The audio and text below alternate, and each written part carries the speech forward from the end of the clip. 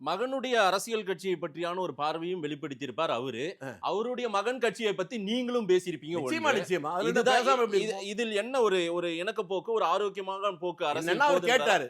அண்ணே நீங்க ரொம்ப காலமா தமிழ்நாடு முழுக்க தெரிந்தவர், நீங்க கிராம கிராமமா சுத்தினவங்க, அதனால உங்களுக்கு மக்களுடைய மனோநிலை தெரியும். இப்படி தம்பி கட்சி ஆரம்பிச்சிருக்கானே, உங்க கருத்து என்னன்னாரு.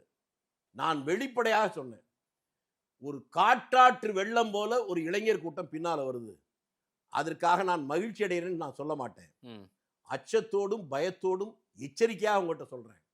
அதுக்கு தான் காற்றாற்று வெள்ளம்னு சொன்னேன். காற்றாற்று வெள்ளம் 2 கரைக்கு நடுவில் போனா அந்த வெள்ளம் மக்களுக்கு பயன்படும்.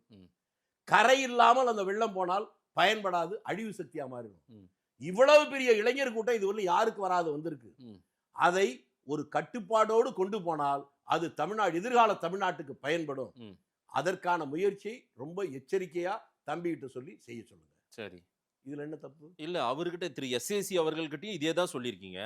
அருமனை மேடையிலையும் காற்றாற்று வெள்ளம் ஒரு கரைக்குள்ளார வரணும் அப்படின்றத அதே ஸ்டேட்மெண்ட் சொல்றீங்க. இது ஒரு காற்றாற்று வெள்ளமா இருக்குது, அப்ப கட்டுப்படாத ஒரு கூட்டமா இருக்குன்னு எல்லாரும் சொல்ற குற்றச்சாட்டையும் நீங்களும் வைக்கிறீங்களோ? நீங்களா ஒரு கற்பனை? நான் பொழிப்புரை எழுதணும்ல. நீங்க பொழிப்புரை எழுதுறீங்க? ஆமா எழுதுறேன். முடிவுரை எழுதுமா? எழுதுங்க எழுதுங்க.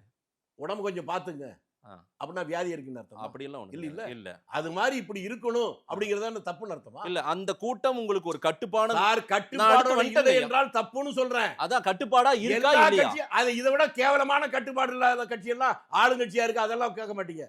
ஒரு எதிர்கட்சியாக வருவது ஒரு பெரிய இளைஞர் கூட்டம் இருக்கு, அது கட்டுப்பாடா வந்தா எதிர்காலத்தில் நாட்டுக்கு நலம் பயக்கும். அது அக்கறையோட சொல்றோம். நல்லதா பாருங்க. இல்ல, ஒரு மணி நேரம் அருமனை மேடையில நீங்க உட்கார்ந்து இருந்தீங்க. அதுக்கு பிறகாக நீங்க இடையில பேசுனீங்க. பேசுறதுக்கு முன்னாடி தம்பி வரலாறு தெரியலன்னா நீ எந்திரிச்சு கூட போயிடு, கேட்காதன்றீங்க.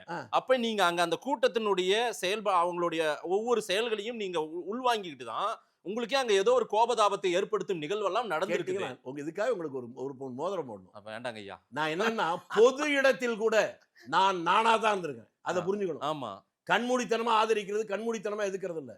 அந்த இளைஞர்கள்ட்ட அவர்கள் சொல்ல முடியாதான் நான் சொல்றேன். சரி, இந்த மாதிரி இருக்கக்கூடாது, இளைஞர்கள் கட்டுப்பாடோடு இருக்கணும் அப்படிங்கறத நான் சொல்றேன்.